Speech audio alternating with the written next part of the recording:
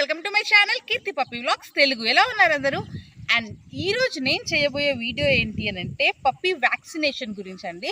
And mainly ఈ video ఎందుకు చేస్తున్నాను అంటే ఆల్రెడీ ఈ వీడియో నేను చేశాను, కాకపోతే దీని గురించి చాలామంది ఎంక్వైరీస్ అండ్ అంతేకాకుండా చాలామంది డౌట్స్ మళ్ళీ నాకు ఫోన్ చేస్తున్నారు, ఇన్స్టాగ్రామ్లో మెసేజెస్ చేస్తున్నారు. సో వాళ్ళ డౌట్స్ అన్ని క్లియర్ చేయాలి అని చెప్పేసి ఇప్పుడు ఈ వీడియో చేయబోతున్నాను అనమాట. కంప్లీట్ ఇన్ఫర్మేషన్ పప్పి చిన్నప్పుడే కాకుండా అది పెరిగిన తర్వాత కూడా వ్యాక్సినేషన్స్ ఎప్పుడు వేయించాలి అండ్ అంతేకాకుండా వ్యాక్సినేషన్స్ అసలు ఎందుకు వేయించాలి, వ్యాక్సినేషన్స్ వేయించకపోతే ఏమవుతుంది, అసలు ఎలాంటి వ్యాక్సినేషన్స్ వేయించాలి, ఇలా కంప్లీట్ డీటెయిల్స్ ఇవ్వబోతున్నాను అనమాట.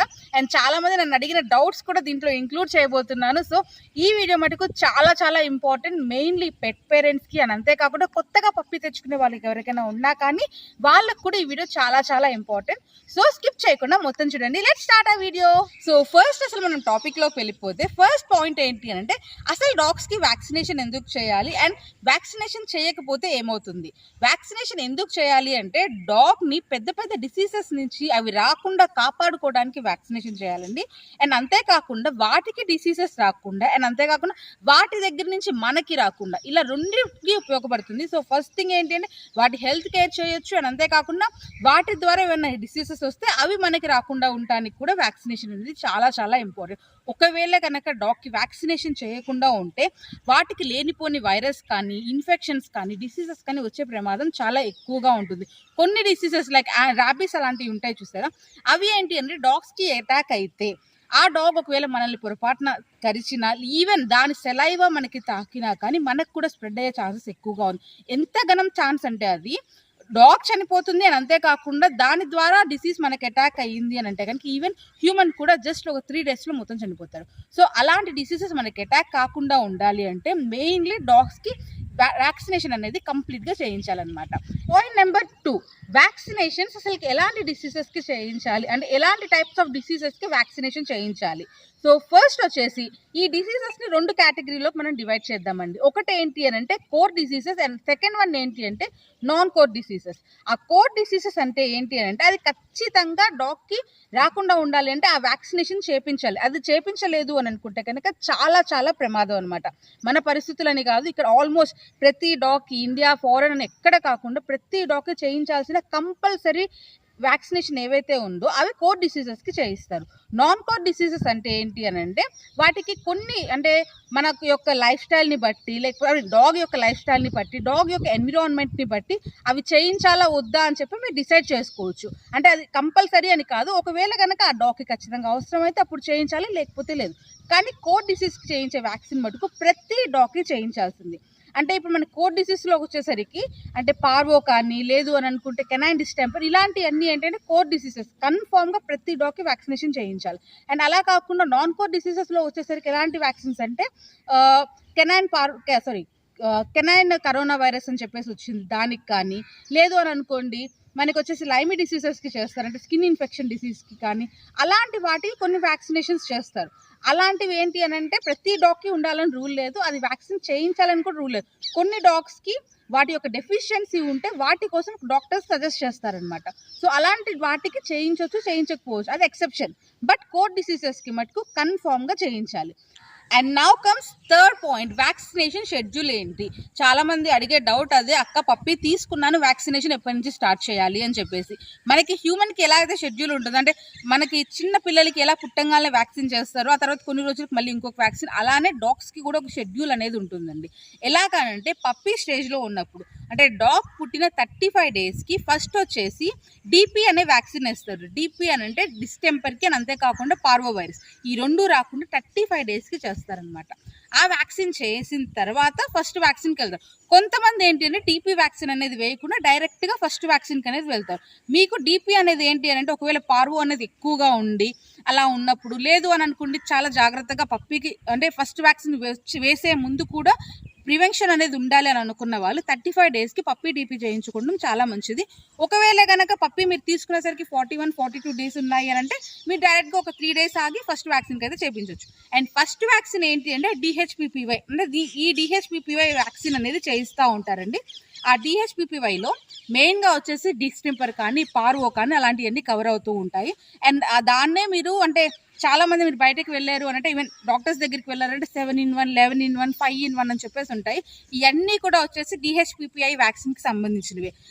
సపరేట్ కంపెనీస్లో కూడా అవైలబుల్గా ఉంటాయి. అంటే ఫర్ ఎగ్జాంపుల్ నోబివాక్, మెగావాక్ లేదా ప్రొవాక్సిన్, సో ఇలాంటి సపరేట్ కంపెనీస్లో కూడా అవైలబుల్గా ఉంటాయి. దాన్ని మనం ఫస్ట్ వ్యాక్సిన్ కింద కౌంట్ చేస్తాం. మనం ఫస్ట్ వేపించేది ప్రివెంటివ్ మెడిసిన్ కాబట్టి పప్పీ డీపీ, అండ్ నెక్స్ట్ ఇప్పుడు మనం వేపించేది ఫస్ట్ వ్యాక్సిన్ అని అంటాం. అండ్ నెక్స్ట్ వేపించే వ్యాక్సిన్ ఏంటి అని అంటే దీని యొక్క బూస్టర్ డోస్, అంటే ఫస్ట్ వ్యాక్సిన్కి ఒక బూస్టర్ డోస్. ఒకవేళ కనుక మీరు ఫస్ట్ వ్యాక్సిన్ నోబివాక్స్లో వేపించారు అని అంటే కనుక సెకండ్ వ్యాక్సిన్ మళ్ళీ నోబివాక్స్ బూస్టర్ డోస్ అనేది వేపించాల్సి వస్తుంది. ఒకవేళ ప్రొవాక్సిన్లో వేపిస్తే దాని బూస్టర్ డోస్ అనేది వేపించాల్సి వస్తుంది.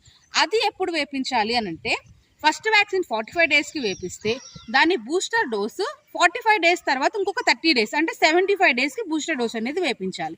అండ్ ఆ తర్వాత ఫస్ట్ ఏంటి DP, and next first vaccine, ఆ తర్వాత సెకండ్ వ్యాక్సిన్.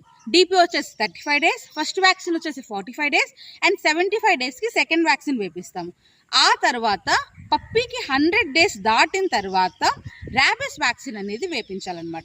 ఈ పైన చెప్పిన 3 వ్యాక్సిన్స్ అనేది మీరు అమౌంట్ పెట్టి వేపించాలి. ఈవెన్ గవర్నమెంట్ హాస్పిటల్లో అయినా ప్రైవేట్ హాస్పిటల్లో అయినా కానీ ఖచ్చితంగా వ్యాక్సినేషన్కి అమౌంట్ అనేది తీసుకుంటారండి. ప్రైవేట్ హాస్పిటల్లో అయితే మీరు డైరెక్ట్గా వెళ్ళంగానే వాళ్ళు వ్యాక్సిన్ వేసి మీకు బిల్ ఇచ్చేస్తారు. గవర్నమెంట్ హాస్పిటల్లో అయితే వెళ్ళంగానే మీకు రాసిస్తారు అనమాట. దాన్ని మీరు మెడికల్ షాప్కి వెళ్ళి ఆ వ్యాక్సిన్ తెచ్చుకుంటే వాళ్ళు పప్పీకి చేస్తారు. సో ఖచ్చితంగా వీటికైతే మీకు అమౌంట్ అనేది స్పెండ్ అవుతుంది. కానీ ఈ యాంటీ ర్యాబిస్ వ్యాక్సినేషన్ అనేది గవర్నమెంట్ హాస్పిటల్స్లో, అన్ని గవర్నమెంట్ హాస్పిటల్స్లో అయితే ఫ్రీగా దొరుకుతుంది. అండ్ అది కూడా పప్పీ 100 డేస్ దాటిన తర్వాత చేపిస్తాం అనేది చాలా చాలా మంచిది. మీరు అడగవచ్చు ఎందుకంటే అంత 100 డేస్ వరకు వెయిట్ చేయాలి ఎందుకు అని అంటే ప్రతి డాగ్కి ఒక సెల్ఫ్ ఇమ్యూన్ సిస్టమ్ అనేది ఉంటుంది. ఈవెన్ వాటి పేరెంట్స్కి కూడా యాంటీ ర్యాబిస్ వ్యాక్సిన్ వేయించి ఉంటారు కాబట్టి ఆ వ్యాక్సినేషన్ పవర్ అనేది ఒక పప్పీకి 100 డేస్ వరకు ఇబ్బంది ఉండదు. సో ఈ మధ్యలో ఆరేటప్పుడు పప్పీ బైటింగ్ చేసేటప్పుడు అవి గీరినా చేసినా కానీ మీకు ఎటువంటి ప్రాబ్లం ఉండదు. వాటికి ఆల్రెడీ సెల్ఫ్ ఇమ్యూన్ ఉంటుంది కాబట్టి. అండ్ అది కాకుండా 100 డేస్ తర్వాత ఆ ఇమ్యూనిటీ పవర్ అనేది తగ్గిపోతుంది.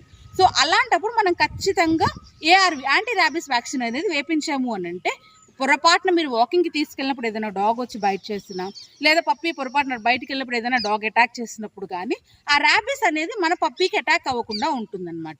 సో చాలా చాలా మెయిన్లీ చాలా ఇంపార్టెంట్ అండి ఈ యాంటీ ర్యాబిస్. పొరపాటున కూడా ఈ వ్యాక్సిన్స్ అనేవి ఏవి కూడా మీరు స్కిప్ చేయొద్దు. అండ్ చాలా మంది అనుకునేది ఏంటంటే పప్పీ తీసుకున్నాము ARV వ్యాక్సిన్ దాకా వ్యాక్సినేషన్స్ అన్నీ అయిపోయి అమ్మయ్య ఇంకా మా డాగ్కి వ్యాక్సినేషన్స్ అన్నీ అయిపోయి ఇంకా వ్యాక్సినేషన్స్ గురించి పనే లేదు అని అనుకుంటారు. అది మటుకు చాలా చాలా తప్పు. ఈ వ్యాక్సినేషన్స్ అన్నీ అంటే మీరు ఫస్ట్ చేయించిన ఏదైతే పార్వో వైరస్కి లేదా కెనాన్ డిస్టెంపర్కి వ్యాక్సిన్స్ ఏవైతే చేయించారు అంటే ప్రొవాక్సిన్ కానీ లేదు అంటే ఫస్ట్ వ్యాక్సిన్ బూస్టర్ డోస్ చేయించారు కదా అవన్నీ కూడా ఓన్లీ 1 ఇయర్ వరకే పనిచేస్తాయండి. ఆ తర్వాత ఖచ్చితంగా ప్రతి ఇయర్ మీరు దానికి ఒక బూస్టర్ డోస్ అనేది వేపించాలి. అంటే ఖచ్చితంగా ఏంటి అని అంటే మీరు ఏదైతే ఫస్ట్ వ్యాక్సిన్ వేపిస్తున్నారో అంటే మీరు DHPPI వ్యాక్సిన్ ఏదైతే వేపిస్తున్నారో దాని బూస్టర్ డోస్ అనేది ఇయర్లీ వన్స్ అనేది వేపించాల్సి ఉంటుంది. అండ్ అంతేకాకుండా ఈ ర్యాబిస్ వ్యాక్సిన్ ARV ఏదైతే మీకు ఫ్రీగా గవర్నమెంట్ హాస్పిటల్లో ఇస్తున్నారో అది మటుకు 3 ఇయర్స్కి ఒకసారి బూస్టర్ డోస్ అనేది వేపించాల్సి ఉంటుంది. ఓన్లీ ఆ ఇంజెక్షన్ పవర్ 3 ఇయర్స్ వరకే ఉంటుంది. ఇది మటుకు 3 ఇయర్స్కి ఒకసారి యాంటీ ర్యాబిస్ వ్యాక్సినేషన్ గవర్నమెంట్ హాస్పిటల్లో మీకు ఫ్రీగా వేస్తారు, డైలీ వేపించుకోవచ్చు. అండ్ ఇది మటుకు ప్రొవాక్సిన్ కానీ లైక్ ఫస్ట్ వ్యాక్సిన్ మీరు ఏదైతే చేపిస్తారో అంటే వాటికి డిసీజెస్ రాకుండా ఏదైతే వేపిస్తున్నారో అది మటుకు కన్ఫామ్గా ఇయర్లీ వన్స్ అనేది మీరు బూస్టర్ డోస్ చేయించాలి. అండ్ చాలా మంది అడిగే ఇంకొక డౌట్ ఏంటి అని అంటే మా డాగ్కి ఆల్రెడీ వ్యాక్సిన్ వేపించాము కానీ దానికి పార్వో వైరస్ అటాక్ అయింది, కానీ దానికి కెనాన్ డిస్టెంపర్ అటాక్ అయ్యింది. అవునండి, మనం వ్యాక్సిన్ వేపించినా కానీ మనం టైం బాగోకపోతే అటాక్ అవుతుంది. కాకపోతే ఆ వ్యాక్సిన్ దేనికి పనిచేస్తుంది అంటే ఫర్ ఎగ్జాంపుల్ మనకు కూడా కరోనా వైరస్ అనేది వ్యాక్సిన్ వచ్చింది కదా, కానీ ఆ తర్వాత కూడా కరోనా వచ్చిన వాళ్ళు ఉన్నారు. కానీ ఆ వ్యాక్సిన్ దేనికి పనిచేస్తుంది, ఒక ఇమ్యూన్ సిస్టమ్ అనేది డెవలప్ అయ్యి మనిషి అనేది ప్రాణం కోల్పోకుండా ఉండటానికి ఆ వ్యాక్సిన్ చాలా యూజ్ అవుతుంది. Even the same thing happens here. మనకి వ్యాక్సిన్ వేయని డాగ్ కంటే వ్యాక్సిన్ వేసిన డాగ్ ఇమ్యూన్ సిస్టమ్ అనేది బాగా డెవలప్ అవుతుంది. అని అంతేకాకుండా ఆ పార్వో వైరస్తో పోరాడడానికి త్వరగా హీల్ అవ్వడానికి యూజ్ అవుతుంది అనమాట. మ్యాక్సిమం రాకుండా ఉండడానికి చేస్తుంది. మన టైం బాగోకొచ్చింది అనుకోండి, అలాంటి టైంలో ఏంటి అని అంటే తొందరగా హీల్ అవ్వడానికి ఈ వ్యాక్సినేషన్ వేయించిన డాగ్స్ త్వరగా హీల్ అవుతాయి. సో అందుకోసమే వ్యాక్సిన్ వేయించినా వస్తుంది కదా, వేయించకపోయినా వస్తుంది కదా అని చెప్పేసి మీరు వాటిని నెగ్లెక్ట్ చేయడం మటుకు చేయకండి. అండ్ అంతేకాకుండా ఇంకొక డౌట్ చాలా మంది అడిగేది ఏంటి అని అంటే మేము మా ఫ్రెండ్ వాళ్ళ దగ్గర పప్పీ తీసుకున్నామండి, అది 3 monthsకి తీసుకున్నాము. సో వాళ్ళు ఇప్పటివరకు వ్యాక్సిన్ వేయించలేదు. సో మేము ఫస్ట్ ఈ 2 మిస్ అయిపోయాం కాబట్టి డైరెక్ట్గా ఒక యాంటీ ర్యాబిస్ వ్యాక్సిన్ వేయించుకొని ఇంకా వ్యాక్సిన్స్ వేయకుండా ఉంటే సరిపోతుందా అని ఇలాంటి డౌట్స్ అడుగుతున్నారు. లేదంటే ఇప్పటివరకు వ్యాక్సిన్ చేయించలేదు, 6 months అయింది డాగ్, మరి ఇప్పుడు ఏం చేయాలి అని చెప్పి అడిగే వాళ్ళు ఉంటారు. సో మీరు అప్పుడు ఏం చేస్తారంటే ఫస్ట్ వ్యాక్సిన్ నుంచి వెళ్ళండి. సో మీరు ఫస్ట్ వ్యాక్సిన్ చేయించుకోండి. దాంతోపాటు యాంటీ ర్యాబిస్ వ్యాక్సిన్. పప్పి ఒకవేళ కనుక 100 days దాటింది అని అంటే మీరు ఫస్ట్ ఈ DHPPI వ్యాక్సిన్ వేపించకపోయినా స్టార్టింగ్ మీరు చేయించాల్సింది ఏంటి అంటే యాంటీ ర్యాబిస్ వ్యాక్సిన్ చేయించేసేయండి. ఆ తర్వాత మీరు వెంటనే దాంతో పాటే యాంటీ ర్యాబిస్ వ్యాక్సిన్తో పాటే ఈ ప్రోవాక్సిన్ కానీ నోబివాక్ కానీ ఏదైతే ఫస్ట్ వ్యాక్సిన్ ఉంటుందో ఆ ఫస్ట్ వ్యాక్సిన్ చేయించండి. తర్వాత 28కి మళ్ళీ బూస్టర్ డోస్ అనేది వేపించండి. అంతే కదా, లేట్ అయిపోయింది కదా, ఇంక ఇప్పుడు ఏంటి వేపించేది అని మటుకు నెగ్లెక్ట్ చేయొద్దు. ఎందుకంటే మీరు నెగ్లెక్ట్ చేశారు అంటే పొరపాటున లేనిపోని డిసీజ్ అటాక్ అయితే దానికి ఈవెన్ పోరాడే కెపాసిటీ ఉండదు. అండ్ దాని యొక్క సర్వైవల్ ఛాన్సెస్ చాలా చాలా తక్కువగా ఉంటాయి. అంటే అది చనిపోయే ఛాన్సెస్ ఎక్కువగా ఉంటుంది అనమాట. అలా జరగకుండా ఉండడానికి మెయిన్గా వ్యాక్సినేషన్స్ అనేది వేపిస్తూ ఉంటారు. నాకు తెలిసి క్లియర్గా అర్థమైంది అని అనుకుంటున్నాను. ఇంకా ఈ వీడియో చూశాక కూడా ఇంకా ఏమైనా డౌట్స్ ఉంటే ఖచ్చితంగా కింద కామెంట్ సెక్షన్ ఉంది, కామెంట్ సెక్షన్లో కామెంట్ చేయండి. మీ డౌట్స్కి నేనైతే ఆన్సర్స్ ఇస్తాను. అండ్ ఈ వీడియో ఒకవేళ మీకు యూస్ఫుల్ అయ్యింది, ఈ వీడియోలో ఇన్ఫర్మేషన్ కరెక్ట్గా ఉంది అని మీరు అనుకుంటే కనుక ఖచ్చితంగా లైక్ చేయండి, షేర్ చేయండి అండ్ మా ఛానల్ని సబ్స్క్రైబ్ చేసుకోండి. ఇలాంటి మరిన్ని వీడియోస్ మీకు వస్తూ ఉంటాయి. Thank you so much for watching. Thank you all and bye.